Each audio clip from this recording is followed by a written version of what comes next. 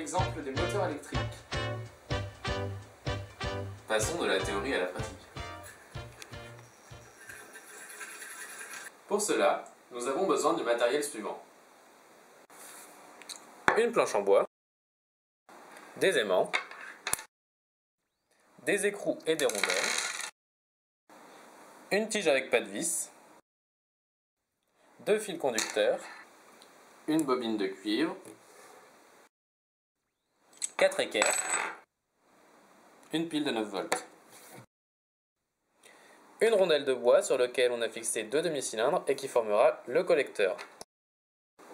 On commence par fixer les 4 équerres au support.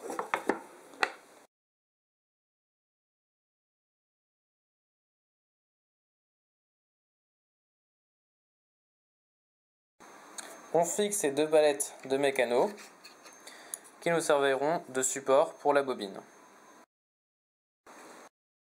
On enroule le fil.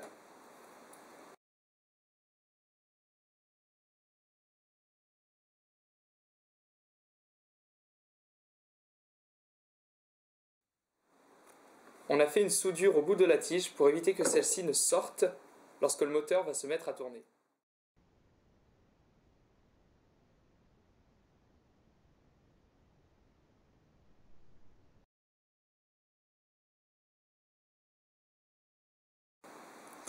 Pour que le courant passe du collecteur à la bobine, on va émailler les parties du fil.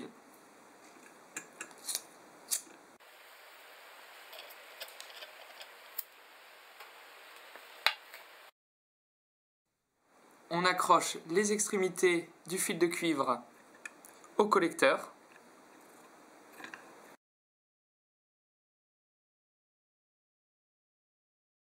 On place les aimants de telle sorte qu'ils s'attirent.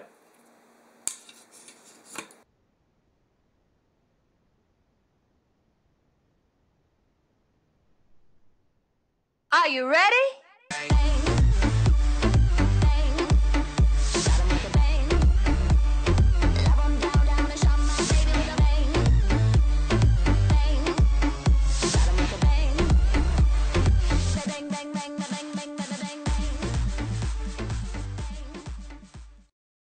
Tout d'abord, observons le chemin parcouru par le courant.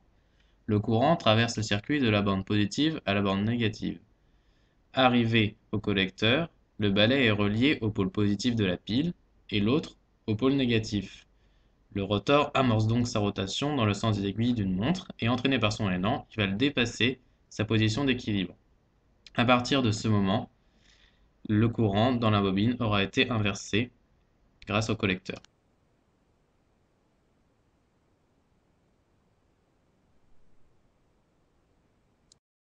Notre conducteur forme ici une boucle, parcourue par un courant. Lorsque le courant parcourt la bobine, les forces qui s'exercent sur les côtés sont de telle manière. Sur le côté gauche, la force est exercée vers le haut. Sur le côté droit, la force est exercée vers le bas. À ce moment-là, la bobine tourne et les forces vont s'inverser. Celle qui était vers le haut se retrouve vers le bas. Celle qui était vers le bas se retrouve vers le haut. Et comme ça tourne. Pour déterminer la vitesse du moteur, on ralentit la vitesse de la vidéo, fois 0,25, et on compte le nombre de tours. On trouve ainsi que le moteur fait 5 tours par seconde, soit environ 31,4 radians par seconde. Déterminons maintenant la puissance et le couple de notre moteur. La puissance électrique de notre moteur est donnée par la relation PE est égale à E fois I. E la tension en volts et I l'intensité en ampères. La puissance électrique est convertie en puissance mécanique par la rotation du moteur. Mais il y a des frottements et une certaine résistance dans les fils. D'où on estime le rendement à 90%, ce qui explique le 0,90 dans cette formule. PM est la puissance mécanique du moteur. Elle est donnée par C fois oméga. C le couple, Newton-mètre, oméga, la vitesse de rotation, radians par seconde. Ainsi, on en déduit C qui est égal à E fois I sur oméga. De cette manière, on évalue approximativement le courant et la tension lorsque le moteur tourne. La vitesse de rotation est estimée à 5 tours par seconde, soit environ 31,4 radians par seconde. La tension, elle, est estimée à 9,60 volts et le courant à 1,10 A. Par application numérique, la puissance électrique est égale à 9,60 fois 1,10 qui est égale à 10,56 watts.